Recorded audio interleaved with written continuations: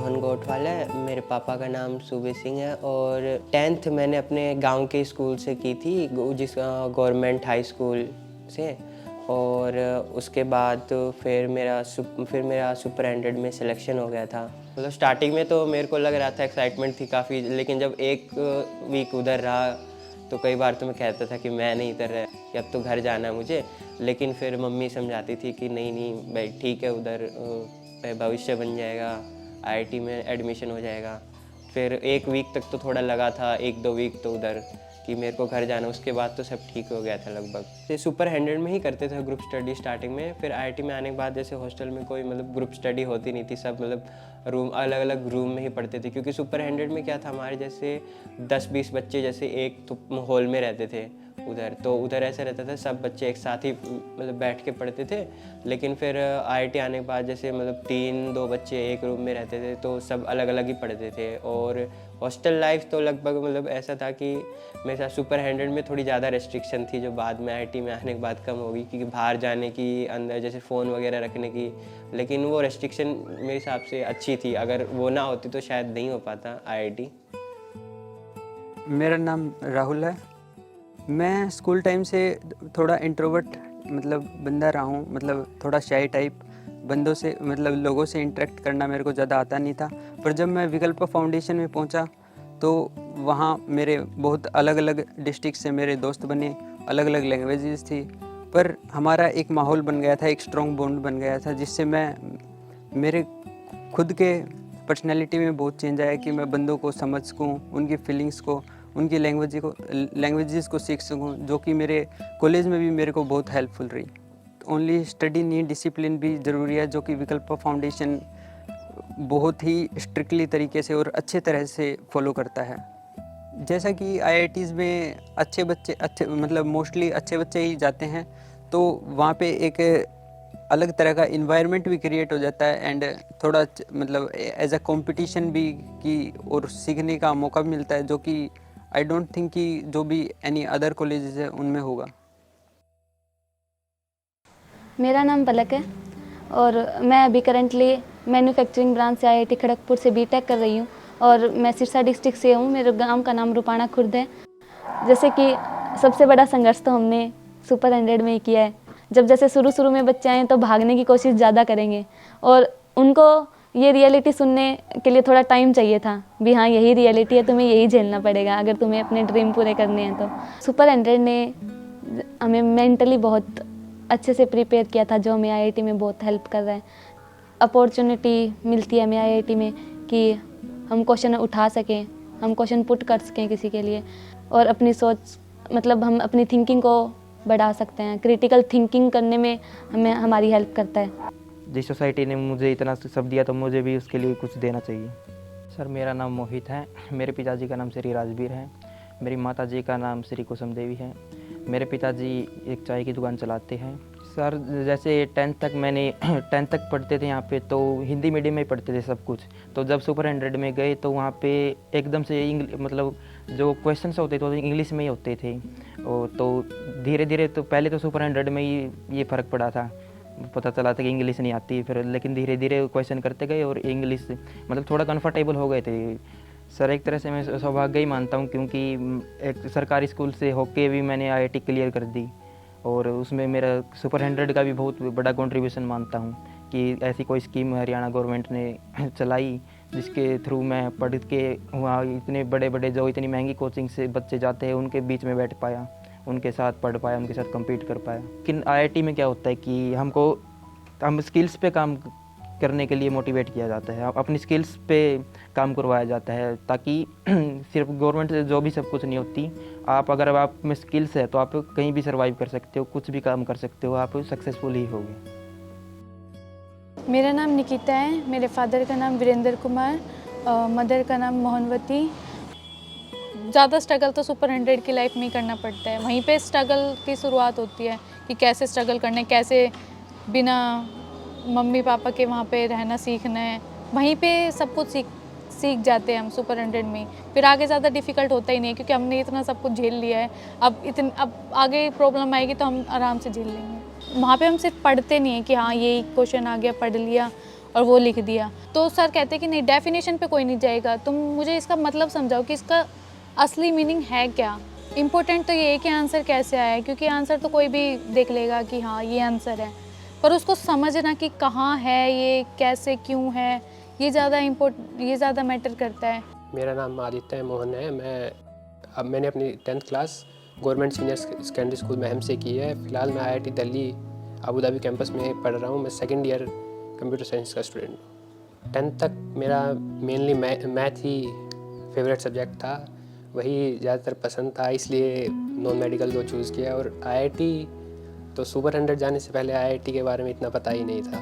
Like India से बाहर जाना है, अलग कल्चर है, लेकिन सीखने को बहुत कुछ मिलता है। लाइक वहाँ UAE बेसिकली मल्टीपल कल्चर्स है, सिर्फ ये नहीं है कि सिर्फ UAE की लोकल्स हैं, वहाँ मल्टीपल कल्चर्स है, तो सभी कंट्रीज़ के लोग मिलते हैं और भी बहुत कुछ सीखने को मिलता है।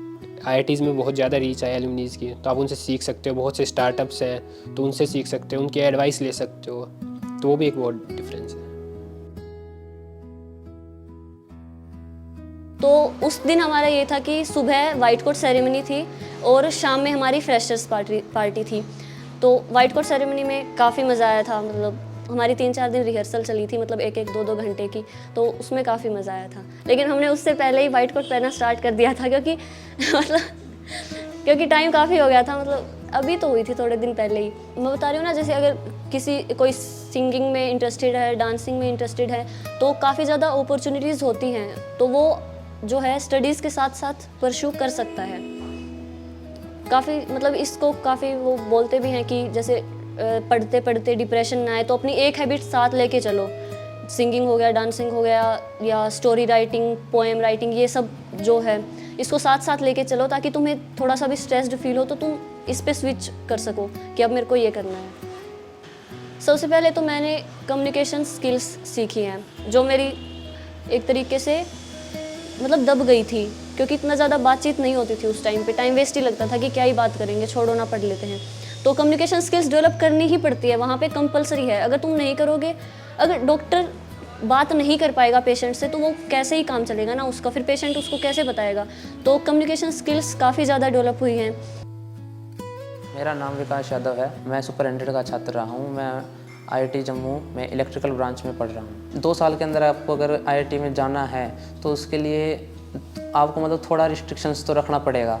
वो तो एक तो डिसिप्लिन बहुत मेंटेन करवा देता है आपसे। 2 साल तक आपको सेम शेड्यूल एकदम स्ट्रिक्टनेस के साथ आप फॉलो करते हो, तो उससे बहुत ज़्यादा असर आता है। और एक चीज़ टाइम मैनेजमेंट आपको सिखा देता है, किससे मतलब कितने बात करनी है, आपको खुद के फैसले खुद लेना आप सीख जाते हो वहाँ पे, क्योंकि आपके ना पेरेंट्स होंगे ना आप किसी से बात करने के लिए होगा, आपको खुद ही सोचना आपको क्या करना है। मैं इसी सोसाइटी से निकले हैं, लेकिन अगर इसी के लिए कुछ कंट्रीब्यूट नहीं करेंगे तो आगे वाली जनरेशन भी सेम हमारे इसी लेवल पे ही रह जाएगी। लेकिन अगर हमें भी इम्प्रूव करना है, हमारी सोसाइटी को अगर इम्प्रूव करते रहना है, तो चेंजेस तो ज़रूरी है।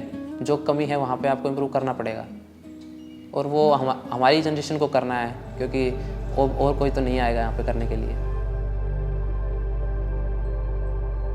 कभी जिन बच्चों के सपने गांव की गलियों तक सीमित माने जाते थे, आज वही बच्चे देश के सर्वोच्च संस्थानों तक पहुंच रहे हैं। इन बच्चों की सफलता का सफर साल 2020 में शुरू हुआ था, जब 18 विद्यार्थियों ने देश के प्रमुख संस्थानों में प्रवेश प्राप्त किया था। आज हरियाणा सुपर 100 का ये कारवां आगे बढ़ते हुए करीब 300 विद्यार्थियों को देश के सर्वोच्च संस्थानों तक पहुंचा चुका है। ये केवल आंकड़े नहीं, ये बदलते हरियाणा की नई तस्वीर है। आने वाले 3 वर्षों में ये संख्या 300 से बढ़कर 1000 तक पहुंचने का लक्ष्य लेकर आगे बढ़ रही है। प्रत्येक वर्ष पूरे देश में 24 से 26 लाख विद्यार्थी नीट की परीक्षा में सम्मिलित होते हैं, लेकिन लगभग 350 में से केवल 6 विद्यार्थी ही सफलता प्राप्त कर पाते हैं। वहीं दूसरी ओर हरियाणा सुपर 100 के सरकारी विद्यालयों के विद्यार्थियों ने सफलता का एक नया मानक स्थापित किया है। वर्ष 2025 तक 350 विद्यार्थियों में से 73 विद्यार्थियों ने मेडिकल क्षेत्र में उल्लेखनीय सफलता प्राप्त की। आज 54 विद्यार्थी सरकारी मेडिकल कॉलेजेस में MBBS की पढ़ाई कर रहे हैं, जिनमें से 10 विद्यार्थी देश के सर्वोच्च संस्थान एम्स में दाखिला प्राप्त कर चुके हैं। इन्हीं विद्यार्थियों की प्रेरणा से इस वर्ष सुपर 100 के 23 विद्यार्थियों ने नीट परीक्षा में 600 से अधिक अंक प्राप्त कर एक नया कीर्तिमान स्थापित किया है। ये केवल आंकड़े नहीं, ये विद्यार्थियों की मेहनत, अनुशासन और सपनों की जीत है।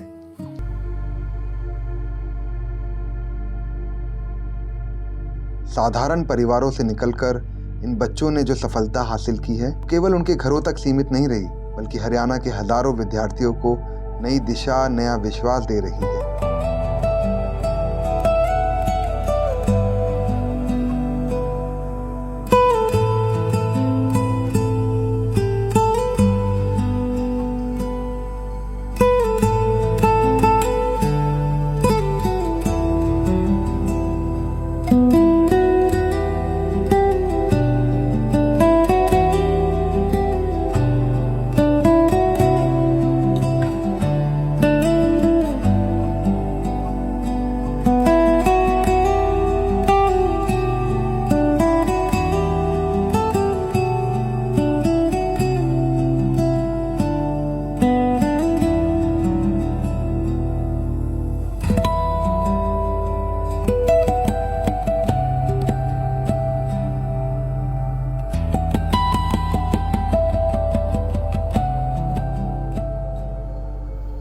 आज हिंदुस्तान में कोई प्राइवेट सरकारी ऐसी कोई एजेंसी, ऐसा कोई इंस्टीट्यूशन नहीं है